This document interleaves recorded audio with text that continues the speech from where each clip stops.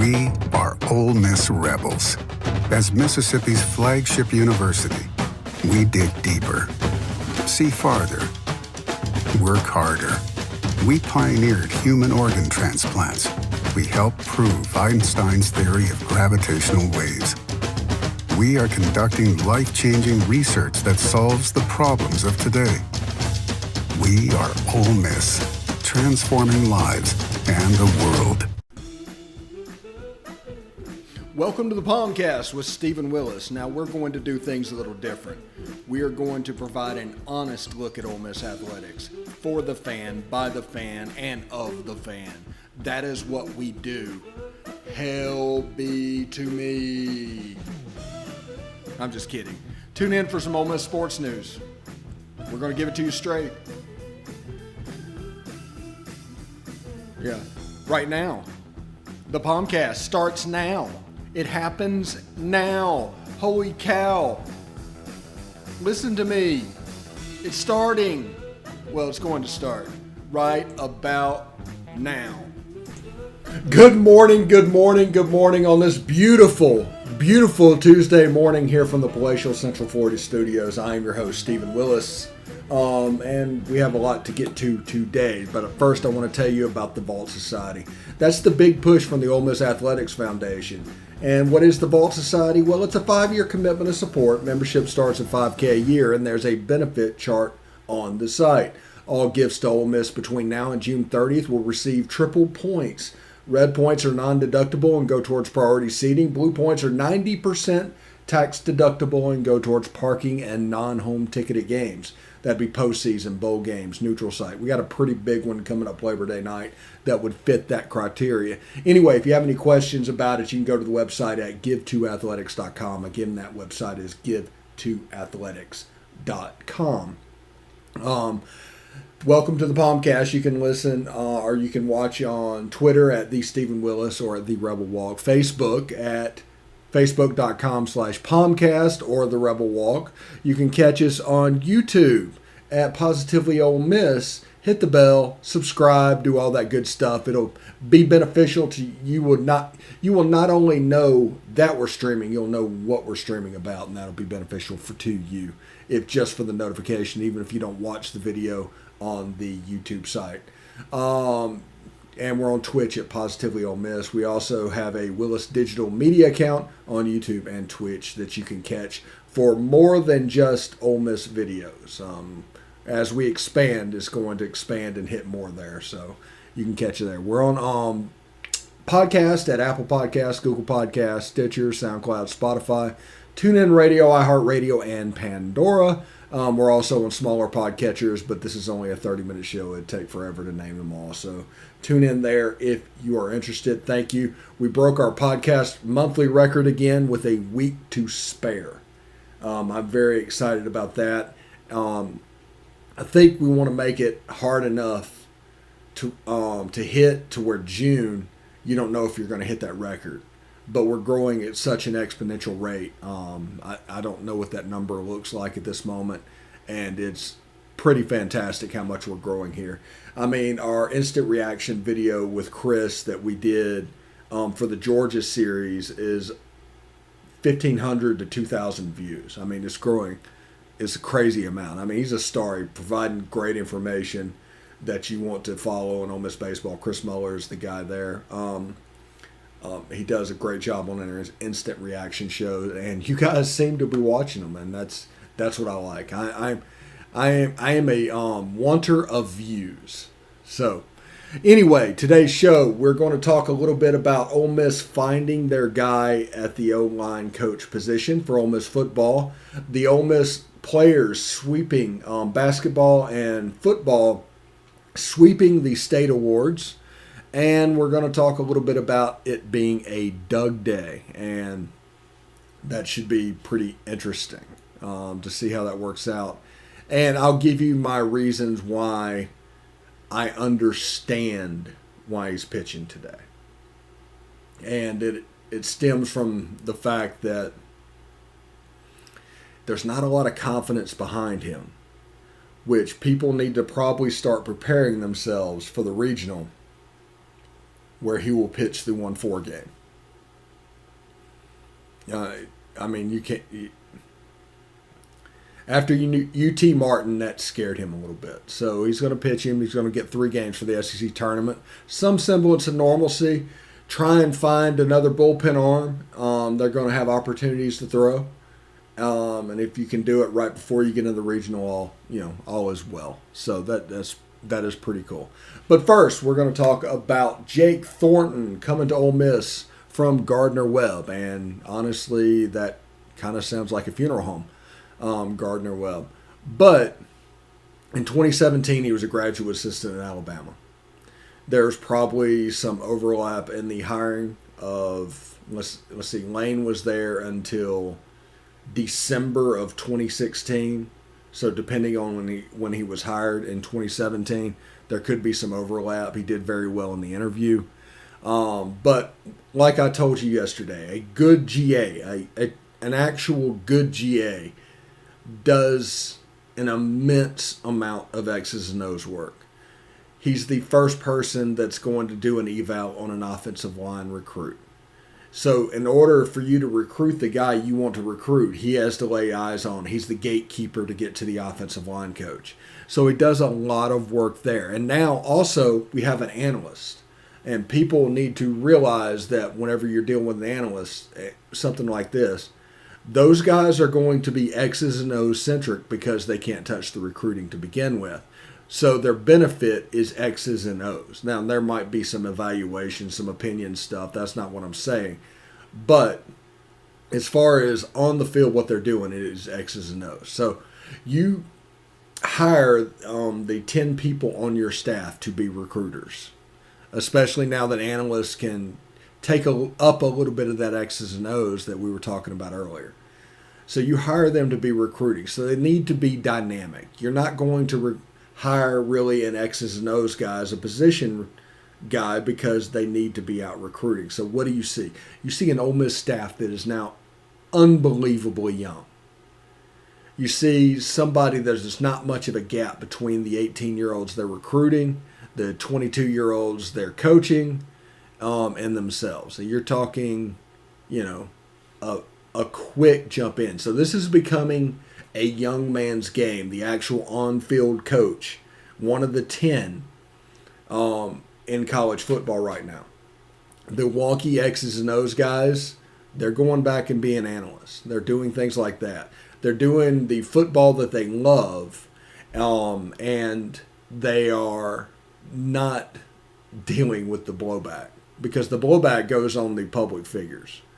So when you look at Lane Kiffin's staff, the way he has it set up, he is the guy. He is the singular voice of Ole Miss football when it comes to a staff member. There's no leaks coming out of the program. Nobody's talking to the media. It's gotten to the point where there are essentially no insiders within college football at Ole Miss. And that is fine. As long as you're doing what you're doing, but you get to control the message that gets out. And that's the reason for that, controlling the message that gets out. Whenever you're dealing with using the media and feeding them stuff, that's fine, but when bad news goes out, it gives them credibility. So that is something that recruits see. That's something that recruits are interested in. Remember, everything about this staff is about recruiting. It's about controlling that message. And as you can see over the last year, they've built up a nice national message about Ole Miss being a fun school, Ole Miss being a party in a sip, camp in the sip. All of that stuff is designed for recruiting and is part of the brand. It's actually quite ingenious. They run a fun, fast-paced offense. And defense, I imagine, once it gets built, is going to be about big plays. Everything is here, infrastructure-wise, for Ole Miss to be really good. The only thing that concerns me a little bit is that while there are great players in the state of Mississippi, there's not a lot of great players in the Mississippi, which means Lane Kiffin is having to fan out and recruit the whole country. And that's what they're doing with the social media. Every coach has to have a social media presence. That's a position coach. It's a part of recruiting. is really interesting to see. Now, the job responsibilities for the two coordinators, now it's a little bit different. That's where the X's and O's guy ends up on the staff at Ole Miss, because you're calling plays, you're doing things that are important, you're taking actual work that needs to be done off the shoulders of the head man, and if he can trust you to do it, that's how that becomes beneficial. But the play calling and everything, that's going to be fantastic. But with DJ Durkin and Jeff Lebby, I mean, that's fine there. But like I said, the main voice coming out of this program is the head coach. The other ones just have to coach football. They just have to do their job. And it's set up to be a meritocracy. And this is how I want to explain this. Like, Ole Miss hired Jake Thornton. That's great. And they've got the X's and O's guys as the analysts. So each position group looks like it has a basically an analyst attached to it. So if there's a weakness of one or the other, it turns into a competition to see which one becomes the better get, the most valuable member of that staff. It's a little inside competition. Remember, I've told you over and over, this whole program is about competition. Everything they do is about competition. Even the way they set the analyst up against the position group coach. Which one provides the most benefit for the program? Where's the weak link? Because it's set up within 6 months to a year from now. It's going to be set up to where if there's a problem in a position group, the next in line is the analyst. Now, if the analyst could be a difficult job recruiting, and that turns into a weak point, that's another story. If somebody is hired for an X's and O's wonky thing, I mean, sometimes they're making up for just hiring a straight recruiter. But they're set up to be the backup for the position group. So if somebody moves on, if somebody goes, they're right there. And I also want to point out the offensive coordinator, if Jeff Lebby leaves, is probably already on staff. They're probably going to hire coordinators from within. Expect that. No matter if anybody leaves, it's probably going to be hired from within. There's some seasoning happening right now with David Baker, the tight ends coach. But he's a brilliant offensive mind. So much so that he went from Abilene Christian to USC to here in about 18 months. Know that they are hiring stars. They're hiring up-and-comers. They have the energy to do the job. They coach with that energy. If you hire a 28-year-old offensive line coach, do you hire them for being technically technicians out there, technically proficient? No, you're hiring them for the recruiting trail. You already have what is known through the analyst, the X's and O's. They're going to do technique. There's maybe a zone blocking technique that is brought up that he brings from his 2 prior stints. But the main thing he's going to bring is in the living room. Main thing, once recruiting opens up in June, that's the reason this hire was always going to be made before June. As soon as they can get out and interact with recruits, you want him there. You want him to be dynamic. And that's what he really brings.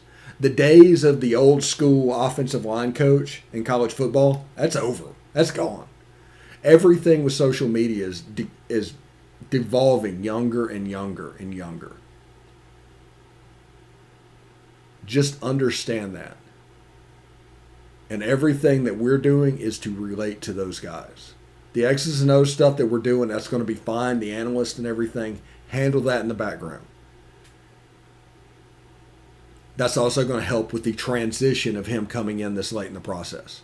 Remember last year, this is one thing everybody needs to remember. There was no spring last year. The first time any of these coaches got to work with anyone was August. So you had 3 weeks before the Florida game. Florida coming to town. High-powered offense, the Kyles. course it was going to be a mess. New staff, nothing, everything had to get put in. By the time they were done with the install, you had 1 week of actually practicing before Florida's coming to town. And then after that, you had to deal with Kentucky's weird offense because Kentucky did run a weird offense. You had no time to make evaluations of players. What I'm telling you is don't worry about last year's defense. There's no need to. Ole Miss fell victim to COVID and still made the Outback Bowl and beat Indiana. That's what you need to take from last season as a fan. As a player, it's all about fun. Everything's on the sideline. Everything's about fun. Fun, competition, pro mindset. 3 aspects of the culture of Ole Miss football. We're going to take a short break. When we come back, we're going to talk about Ole Miss basically sweeping the football and basketball portion of the state awards. And we're going to talk a little bit about it being a Doug Day and what exactly that means. But until then, stick around.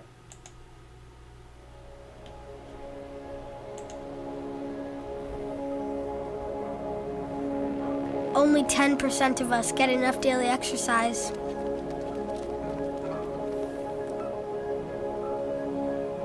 And that number is dropping.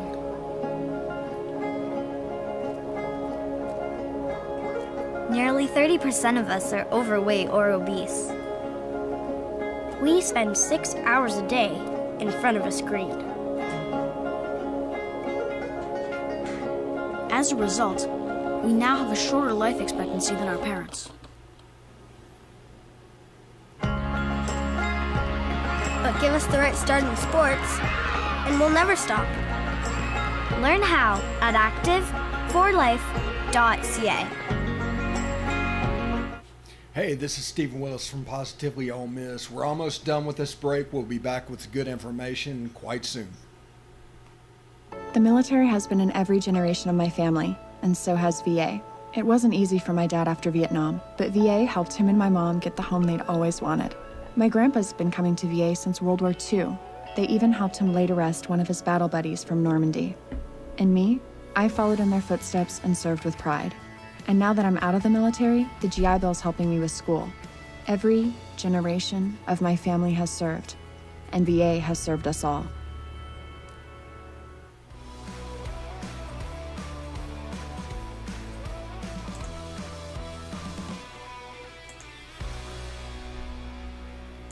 All right, welcome back to the POMcast on this beautiful Tuesday morning, single elimination day in Hoover, Alabama at the SEC tournament. We're getting ready to enjoy that. I think Florida is underway as we speak. I'm not going to go much into that because on the other channel we are doing something called SEC Tournament Today. You can catch it on our YouTube channel. You can catch it at facebook.com/POMcast. You can catch it on the Stephen Willis.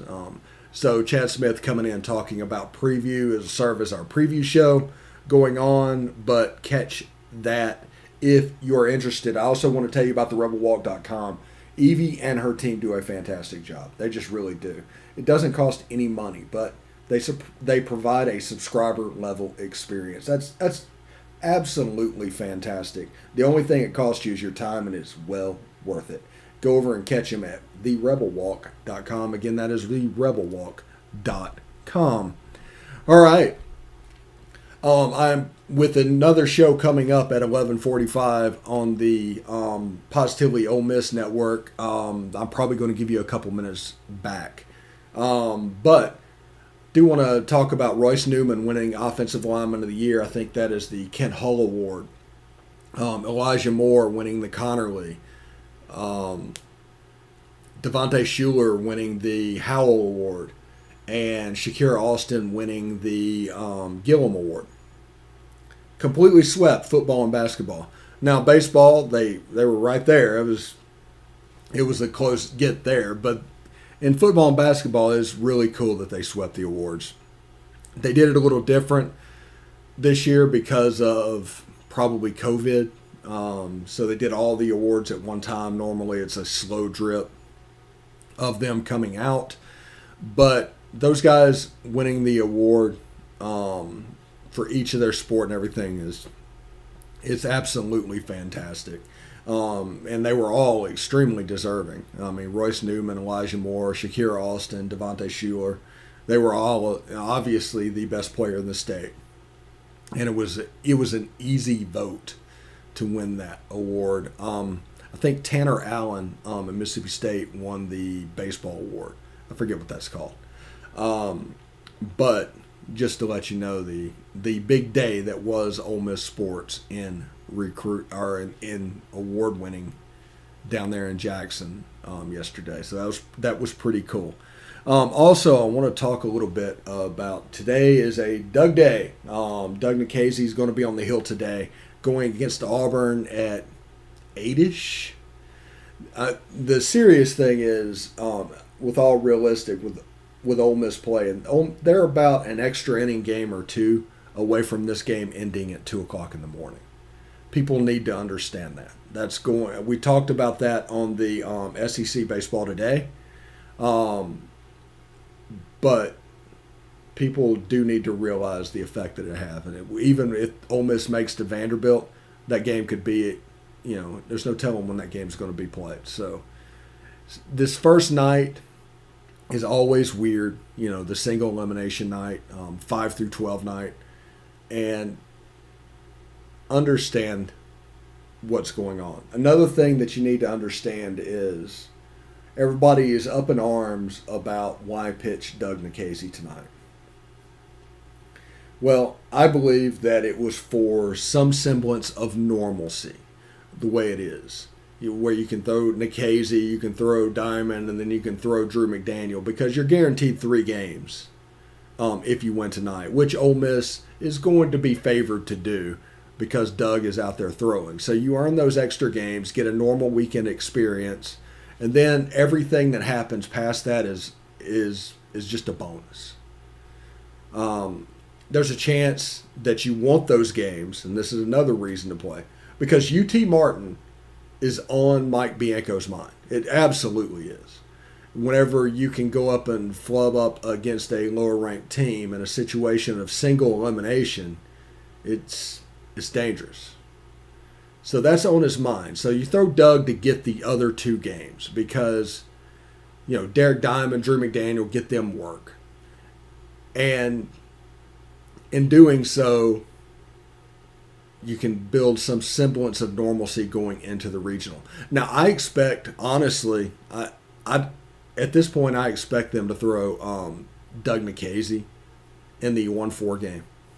I literally think that's going to happen. People are going to have opinions on why that shouldn't happen, but the biggest reason that makes me think it's going to happen is that there's not a lot of trust right now in his staff. You're a bad game away from momentum getting completely away from you and going 0-2 as a number 1 seed. Or if you win that game, your number 2 pitcher should be better than their number 1 in a 1-2 situation. Derek Diamond should be better than anybody they throw. Period. Doesn't mean that it's going to work. Doesn't mean anything about that. But analytically, just looking at it on paper, that's what it should be. Those kids should be better than the kids you're facing as a 1 versus 2 versus 3 versus 4, whoever it is. Now, in the 2-3 game, who says the 3 doesn't win? So there's a lot of reactive mindset and a lot of assuming happening. But just understand, they need to get through the regional. They're more built to get through a super regional, and they're more built for Omaha than many would actually expect. They are not well built for a regional. So it's kind of a narrow path for them. I'm going to give you some time back today. Thank you very much for watching. We will be around off and on throughout the day and look forward to interacting with you. So thank you very much, and we'll see you later. Hotty toddy.